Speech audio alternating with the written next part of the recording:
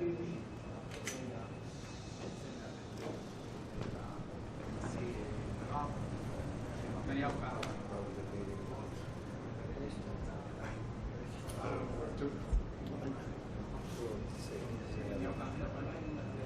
anybody recognize this man?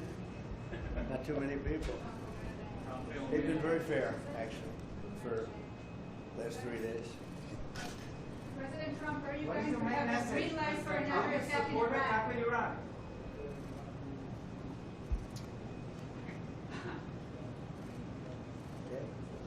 Mr. President, how quickly should you folks move to phase 2 of the peace plan for Gaza?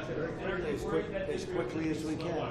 But there has to be a disarmament, that we have to disarm with Hamas. So one of the things we'll talk about, certainly, but there has to be a disarming of Hamas.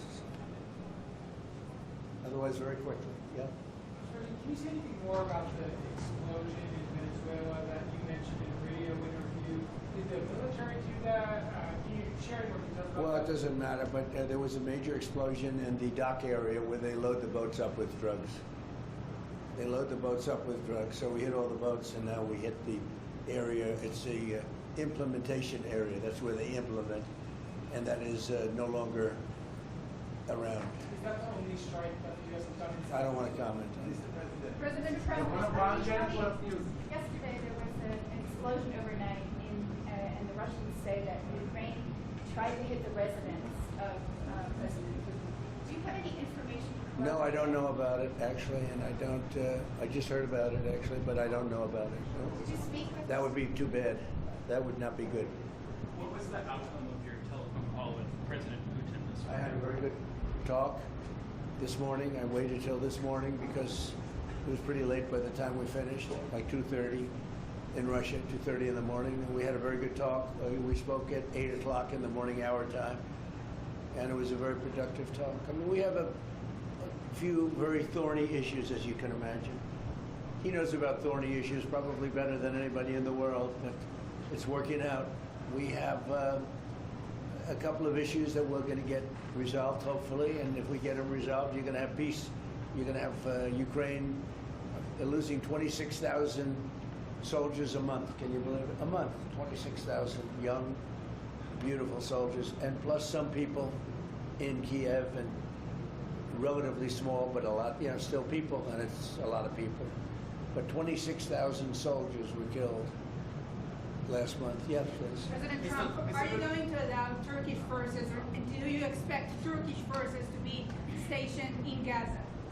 So I have a great relationship with President Erdogan, and we'll be talking about it. And if it's good, I think that's good. And a lot will be having to do with Bibi. We're going to be talking about that. But Turkey's been great, and he's been, excellent as far as I'm concerned. I don't know about you. To me, he's been very good. Can we get another question from Israel? Sure. Yes. Can you tell me a little bit about your relationship with Prime Minister Netanyahu and how important it is for you to see him be pardoned by the Israeli president? Look, he's a wartime prime minister. He's done a phenomenal job. He's taken Israel through a very dangerous period of trauma. Israel, with other people, might not exist right now, if you want to know the truth. That's a pretty big statement, but it's true. I feel that. You had the wrong prime minister. Israel right now would not exist because they were met with a force the likes of which very few countries could have handled. And we worked together, and we were extremely victorious, to put it mildly. Now I hear that Iran is trying to build up again, and if they are, we're going to have to knock them down. We'll knock them down. We'll knock the hell out of them, but hopefully that's not happening. I heard Iran wants to make a deal. If they want to make a deal, that's much smarter. They could have made a deal the last time before we went through, a big attack on them, and they decided not to make the deal. They wish they made that deal. So I think, again, they should make a deal. They want to make a deal, but sometimes that doesn't happen. Yeah, please. Mr. Trump, WMLH 24 News Israel. Would you support the overthrow of the Iranian regime? Who? The Iranian regime. I'm not going to talk about overthrow of a regime. They've got a lot of problems in Iran. They have tremendous inflation. Their economy is bust. Their economy is no good. And I know that people aren't so happy, but don't forget, every time they have a riot or somebody forms a group, little or big, they start shooting people. You know, they kill people. And the people tend to, I've watched this for years. There's tremendous discontent. They form 100,000, 200,000 people. All of a sudden, people start getting shot. And that group disbands pretty quickly. So I've watched it for years. They're vicious, vicious people, yeah. Mr. President, Ricardo Guala News, will you support an attack, Israeli attack on Iran if Iran will not have a deal? If Iran will continue with their ballistic missiles and also nuclear weapons? If they will continue with Yeah. the missiles, yes. The nuclear, fast. Okay? One will be yes, absolutely. The other was, we'll do it immediately. Mr. President, one of us from Channel 12 News. What are your plans regarding Gaza for the next few weeks? Well, we're going to be dealing on Gaza. That's why this very great prime minister is here right now. We're talking about Gaza. We're talking about a lot of things. We have about 5 major subjects that we're discussing, and Gaza will be one of those subjects. Mr. President, can you guarantee that the last hostages, Anne Philip, will be released before we continue to the second phase of the Gaza plan? Well, let's put it this way. Every hostage just about that's been released was released because of me, Steve Witkoff, Jared Kushner, my whole team, Marco Rubio, Pete Hegseth. They were all released because of us. None were released in the Biden administration, none. They were all released because of us. Then we had a lack of releases with respect to the dead. And all of a sudden they started coming back because I said, nope, you said you were going to. We have one wonderful young man whose parents are right now inside. And he's, what beautiful parents, a beautiful brother, sister, and like a beautiful family, and they're waiting for their son. It's the only one left, and we're doing everything we can to get his body back. And the parents just said, hopefully he's alive. And I said, I'd love you to think that way. Okay? So we're doing everything we can. Do you have President Trump? But then think of it. Out of all of these people, and I'm not just talking about the final 20. Right. Look at all of the people. What do you think the total number is? 255. 255. 254 came out, one more. Think of that. And we got them all. President Trump, Nobody else got them. President Trump, does the reconstruction of Gaza, President Trump, does the reconstruction of Hold on 1 Gaza, second. Y'all do you. Just let her go. does the reconstruction of Gaza will begin even before Hamas is disarmed? I think it's going to begin pretty soon, yeah. Before Hamas is He's disarmed? looking forward to it, so am I. Look, what a mess. What a mess it is. And it's been a mess for centuries. Really. It's been a mess for a long time. It's seems to be born for that, but we're gonna straighten it out. No, we're already starting certain things. We're doing things for sanitary conditions and others. But Gaza's a tough place. You know the expression, it's a tough neighborhood. That's truly a tough neighborhood. Yeah, you had a question in the back? Go ahead. Yeah, please, go ahead. I'll ask you about the relationship between you and the Prime Minister. What about it? They said that there is no relationship, good relationship between you. I don't think it can be better. We just won a big war together. You know, if we didn't beat Iran, you wouldn't have had peace in the Middle East because nobody would have been able, the Arab countries who have been fantastic, would not have been able to make a deal. If we didn't wipe out their nuclear, we wiped it out. If we didn't wipe out with our beautiful B-2 bombers, if we didn't, and we sent a lot of Tomahawks in there also, by the way, from a submarine. And what about the pardon that the President of Israel needs to give the Prime Minister? A pardon? The pardon. Oh, I think he will. How do you not? He's a wartime prime minister who's a hero. How do you not give a pardon? You know, I think it's a very hard thing not to do it. I spoke to the president, and it's on. I mean, he tells me it's on its way. Mr. You President, can't do better than that, right? Please. Mr. President, can I follow up on Venezuela? Was the facility taken out by the U.S. military, or was it another entity like the CIA? It was along. Well, I don't want to say that. I know exactly who it was, but I don't want to say who it was. But you know, it was along the shore. Mr. President, have you or anyone in your administration talked to Maduro in recent days? Well, I spoke to him Recently? pretty recently, but nothing much comes of it. Yeah. Mr. President, can you explain the You importance have to understand what he's done. They've sent billions of dollars of drugs in.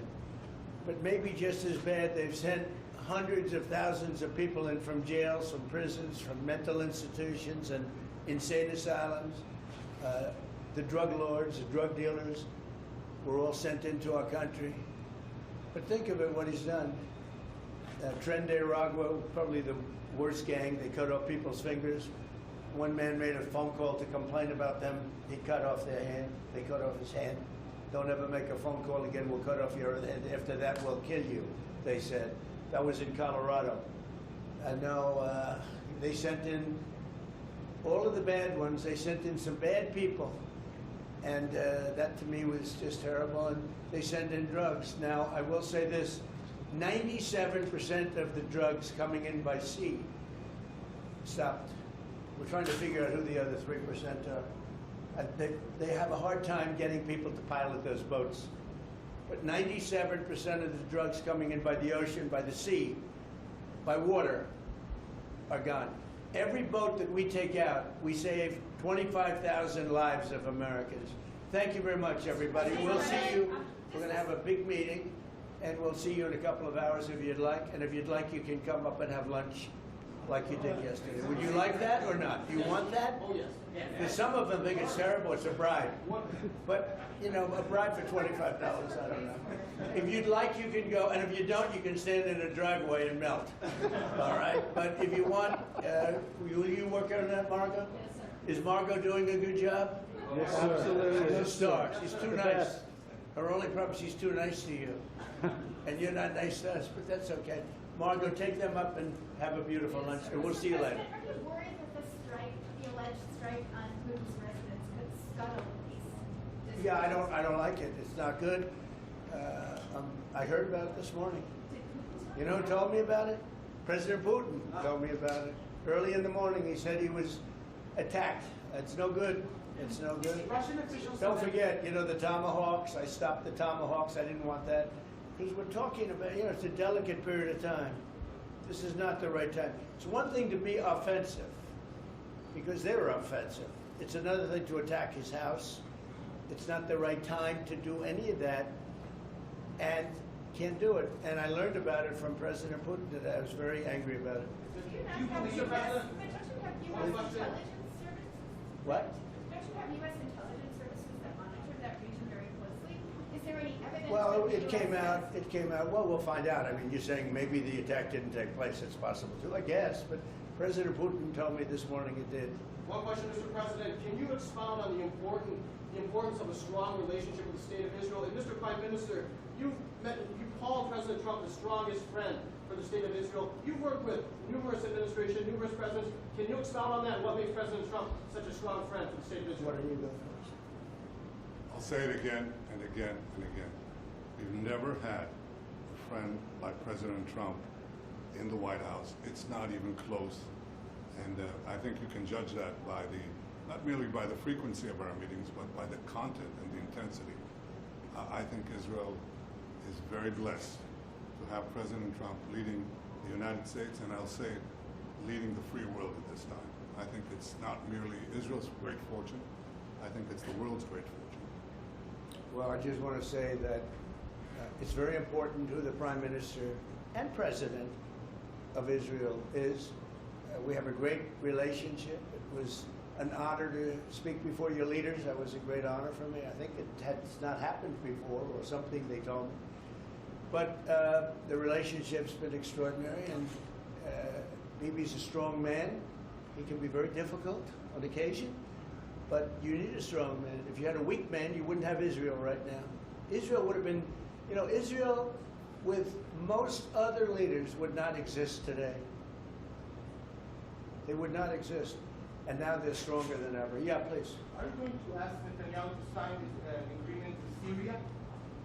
Well, I hope he's going to get along with Syria, because the new president of Syria is working very hard to do a good job. He really is. I know he's a tough cookie, and he's, you know, you're not going to get a choir boy to lead Syria. That's the one thing I will say. So I hope they're going to get along because, you know, I dropped the sanctions on Syria because otherwise they wouldn't have had a chance. We want to see Syria survive. So we're going to be talking about Syria too. Okay? Thank you very much, everybody. Have a good time. Go have a good lunch. Thank you, Mr. Prime President. Minister Netanyahu, Thank there's you. a lot of tax cutting. You know, after you hear these things, I think better to quit now. Thank you. Thank you.